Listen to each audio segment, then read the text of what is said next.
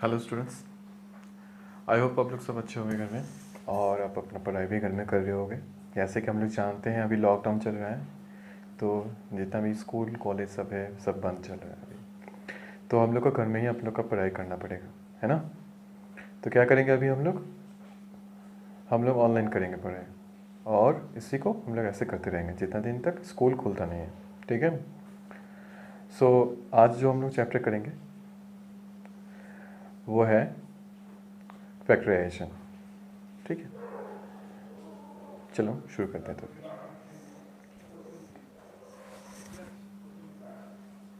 Okay, सो factorisation chapter complete करने से पहले हम लोग को फैक्टराइजेशन का फॉर्मूला सब याद होना चाहिए, ठीक है। तो हम लोग को इस क्वेश्चंस को करने में आसानी होगा।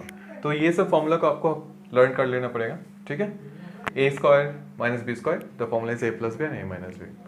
ए स्क्वायर प्लस बी स्क्वायर, इसका 3 फॉर्मूला होता है, लेकिन हम लोग इस फैक्टराइजेशन चैप्टर में 2 यूज़ करेंगे। तो ये क्या है, ए plus b whole square minus 2ab, a minus b whole square plus 2ab। Third है a cube plus b cube, so इसका फॉर्मूला क्या होता है, ए plus b and a square minus ab plus b square, and fourth is a cube minus b cube, a minus b, a square plus ab plus b square। ये 4 formulas हैं, आपको हमेशा learn रखना पड़ेगा। Factorisation chapter में बहुत ही important है। इसी चैप्टर्स को बेस करके, इसी फॉर्मूलाज के ऊपर बेस करके ही आपका चैप्टर का सॉल्यूशन होगा, ठीक है। Okay,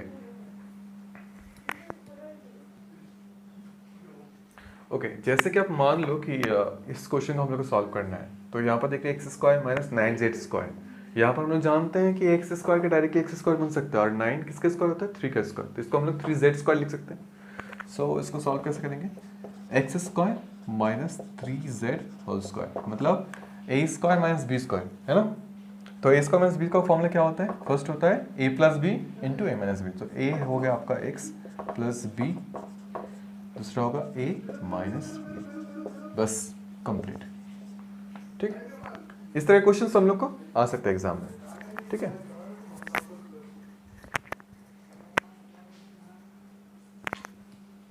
okay, now second question जो है वो है a square b square minus a square minus B square plus 1। इस क्वेश्चन कैसे सॉल्व करेंगे, देखो यहाँ पर जितना टर्म है, कितना टर्म है, 1 2 3 4, 4 टर्म है ना। तो इसका पेयर बनाएंगे। सोचो कि इस दोनों या फिर कोई एक दोनों से कॉमन लेना पड़ेगा, है ना। तो अगर ट्राई करेंगे इस दोनों से कॉमन लेने के बाद, तो अगर हम लोग ए इसको कॉमन लेते तो बन जाता है क्या, बी स्क्वायर माइनस 1 इन दोनों में से, क्योंकि ए इसका कॉमन आ गया तो उसकी जगह में 1 बैठा है ना। और यहाँ पर बी स्क्वायर माइनस 1 है, यहाँ पर बी स्क्वायर प्लस 1 है। अगर मैं इन दोनों में से माइनस कॉमन ले लेता हूँ तो ये भी बन जाता है बी स्क्वायर माइनस 1, है ना। बी स्क्वायर माइनस 1 सेम है, तो हम लोग लिख सकते हैं यहाँ पर बी स्क्वायर माइनस 1, और इसको लिख सकते हैं ए स्क्वायर माइनस 1। अभी हम लोग जानते हैं बी स्क्वायर माइनस 1, तो इसको हम लोग बी स्क्वायर 1 को हम लोग 1 स्क्वायर भी लिख सकते हैं। सिमिलरली यहाँ पर ए स्क्वायर माइनस 1 को ए स्क्वायर 1 का स्क्वायर भी लिख सकते हैं। तो इसका आंसर क्या आ जाएगा, ए स्क्वायर माइनस बी स्क्वायर मतलब ए plus b, A minus b, a plus b, A minus B. तो इसका सॉल्यूशन ऐसा हो सकता है।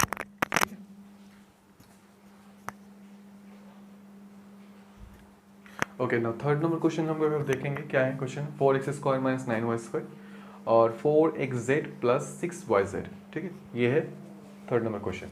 तो हम लोग जानते हैं यहाँ पर 4 मतलब 2 का स्क्वायर और 9 मतलब 3 का स्क्वायर, तो इसको हम लोग स्क्वायर में कन्वर्ट कर सकते हैं। और यहाँ पर से अगर देखें दोनों में क्या कॉमन जाएगा, z कॉमन जा सकता है यार, 2 और 3 यहाँ पर से 2 कॉमन जा सकता है ना। तो टर्म्स कितने हैं, 4 टर्म्स है, मतलब इसको भी हम लोग को पेयर में लेना पड़ेगा। जैसे हम लोग यहाँ पर इसको कॉमन लेते हैं, तो हम लोग इसको कैसे करेंगे देख लो।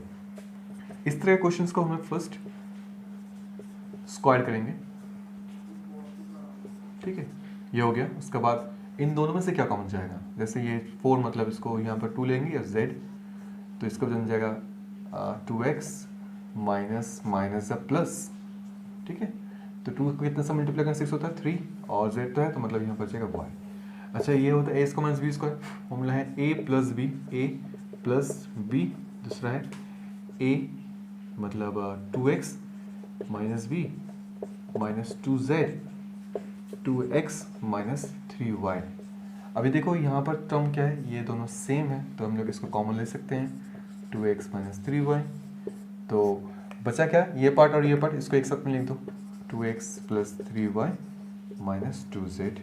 ये हो गया इसका आंसर। बहुत इजी है, बस क्वेश्चंस को देखो, समझो, ट्राई करो, इजी से होगा, ठीक है। Okay, so now this is the fourth number question. So इस क्वेश्चन में क्या लिखा हुआ है, x माइनस 4 माइनस y माइनस 4, ठीक है। तो अगर देखो इन दोनों में से कोई कॉमन जा सकता है यहाँ से, ब्रैकेट के अंदर से नहीं जा सकता, क्योंकि x माइनस 4 यहाँ पर y माइनस 4 बाहर से जा सकता है, x है y है, नहीं जा सकता। तो इसको मल्टीप्लाई कर लो पहले first, x into X X square minus 4 into X 4x minus y into Y Y square minus minus plus 4 into Y means 4y। अभी देखो ये 4x है 4y है, एक्स स्क्वायर वाई स्क्वायर, इसको सेम कर लो एक साथ में, स्क्वायर पार्ट को, X square Y square minus 4x plus 4y। तो इसको हम लोग लिख सकते हैं ना, A square minus B square मतलब a प्लस बी और है a माइनस बी। और इन दोनों से अगर 4 कॉमन लेते तो बन जाता है x माइनस वाई, क्योंकि देखो माइनस माइनस है प्लस, तो ब्रैकेट देने पर वो सिंबल चेंज हो जाएगा। सेम पार्ट क्या है, सिमिलर इसी की तरह ये है, तो इसको यहाँ पर एक बार लिखो x माइनस वाई, बाकी क्या रह गया a और 4 माइनस 4 को एक साथ लिख दो, x plus y minus 4, that's answer, खत्म, very easy, just you have to try once, है ना। Okay, now question number 5। So question number 5 क्या है, x minus 1 x minus 2 x plus 3 x plus 4 minus 36। इस क्वेश्चन को कैसे solve करेंगे। अगर आपको इस तरह से 4 टर्म्स दिया जाते हैं, एक्चुअली 4 पार्ट्स को एक साथ में दिया जाता है, तो क्या करेंगे, ऐसा कौन सा दो नंबर को, दो पार्ट्स को मल्टीप्लाई करने पर उसका जो वेरिएबल पार्ट होता है वो सेम होगा। कैसे होगा, जैसे पकड़ लो, अगर मैं आपको एग्जांपल देता हूँ कि इन दोनों को मल्टीप्लाई करते हैं साइड में, जैसे कि x माइनस 2 x माइनस 1 को मल्टीप्लाई करते क्या आएगा, x square minus 3x plus 2 ये आएगा, है ना। और इन दोनों पार्ट को मल्टीप्लाई करते तो क्या आएगा, x square plus 7x plus 12। तो आप देख सकते हो यहाँ पर इसको माइनस 3x और इसको माइनस प्लस 7, दोनों सेम नहीं है, तो हम लोग इसको इन दोनों को नहीं ले सकते, सेपरेटली चेंज करना पड़ेगा। तो मैं देखता हूँ कि इसको x माइनस 1 के साथ x प्लस 3 का मल्टीप्लाई और x माइनस 2 के साथ x प्लस 4 का अगर मल्टीप्लाई मैं करूँ तो आई थिंक सेम आ सकता है। जैसे कि इसका मल्टीप्लाई अगर करेंगे तो ये जाएगा x square plus 2x minus 3 एक आएगा, और इसको अगर करेंगे X square plus 2x minus 8 minus 36। तो आप देख सकते हो यहाँ पर ये पार्ट और ये पार्ट दोनों सेम है ना। तो क्या करेंगे, इसको हम लोग कुछ पकड़ लेंगे, let X square plus 2x is equal to P, ठीक है, p पकड़ लेते हैं। तो बन जाएगा क्या, ये पार्ट p हो गया, तो p माइनस 3, और नेक्स्ट वाला पार्ट क्या बन जाएगा, ये भी बन जाएगा p माइनस 8 माइनस 36, ठीक है। अभी इन दोनों को क्रॉस मल्टीप्लाई करेंगे, क्या आएगा, p इंटू पी कितना होता है, p स्क्वायर, और इसी तरह से अगर कैलकुलेशन करेंगे कितना आएगा, minus 11p minus minus plus 8 3 24 minus 36। So p square minus 11p 24 minus 36 minus 12। अगर एलसीएम करेंगे क्या आएगा, ऐसा कौन सा दो नंबर को मल्टीप्लाई करने पर आएगा 12 और माइनस करने पर आएगा 11। तो हम लोग जानते 12 1 सा 12 माइनस 1 मतलब होता है क्या 11। तो ये आंसर आएगा 11 की जगह में क्या लिखेंगे 12p माइनस 1p माइनस 12, ठीक। तो मिल टर्म्स करो इसको, p square minus 12p plus 1p minus 12, तो कॉमन लो p, तो p माइनस 12 प्लस 1 कॉमन लो p माइनस 12, तो कॉमन पार्ट एक साथ में रखो p माइनस 12 और p प्लस 1। तो हम लोग जानते p का वैल्यू क्या होता है, यहाँ पर बैठो, p का वैल्यू जो है एक्स स्क्वायर प्लस 2x, उसके जगह में बैठे थे p प्लस माइनस 12 और है p प्लस 1। तो इसका p का वैल्यू जो है वो है एक्स स्क्वायर प्लस 2x, बाकी रिमेनिंग पार्ट माइनस 12, दूसरा सेम p प्लस 1, तो x square plus 2x plus 1, ठीक है। इसका आंसर हो गया खत्म। तो आप इस तरह का क्वेश्चन को ऐसे सॉल्व करेंगे, ठीक है। नेक्स्ट क्वेश्चन, ओके, जो नेक्स्ट क्वेश्चन है वो है x cube minus 6x plus 4, है ना। इसका जो पावर है वो है क्यूब में है, तो इसको कैसे सॉल्व करेंगे।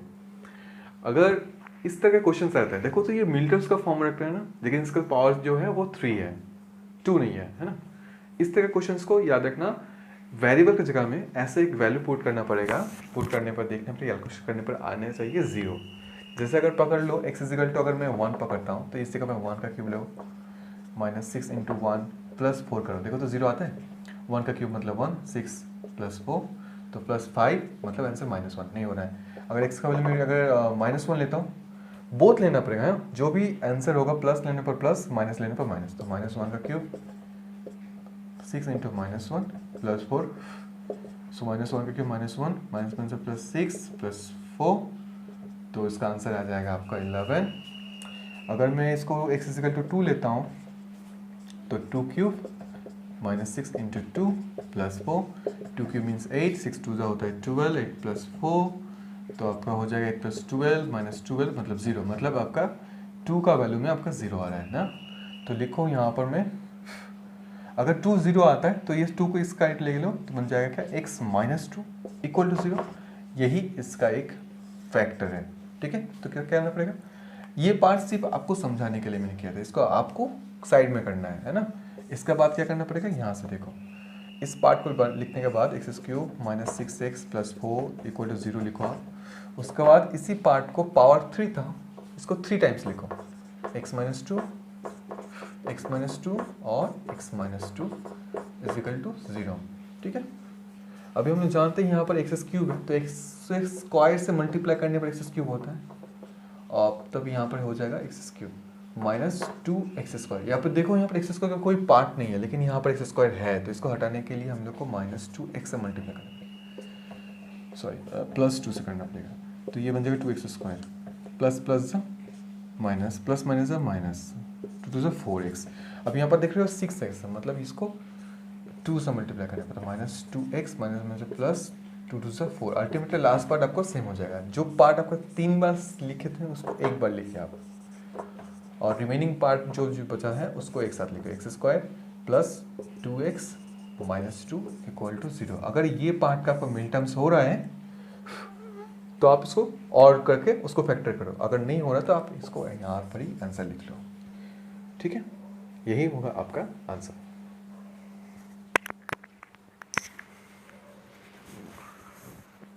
सो गाइस, आज के लिए इतना ही तक। आई होप आप लोग को अच्छा समझ में आया होगा, सही से कर सकते हो आप, घर में इसको ट्राई करो, ज़रूर आपका होगा और आप अच्छे से कर सकते हो, इसको भरोसा रखना हो जाएगा। और अच्छा लगा हो तो लाइक करना, शेयर करना, कमेंट करना, अगर इंग्लिश में चाहिए तो तब भी बोलना, मैं ट्राई करूँगा करने के लिए। और अगर कोई बात समझ नहीं आए तब भी तुम लोग कमेंट करके बोलना, मैं उसको ज़रूर सही करने का कोशिश करूँगा। तो stay safe, stay connected, see you next video, bye.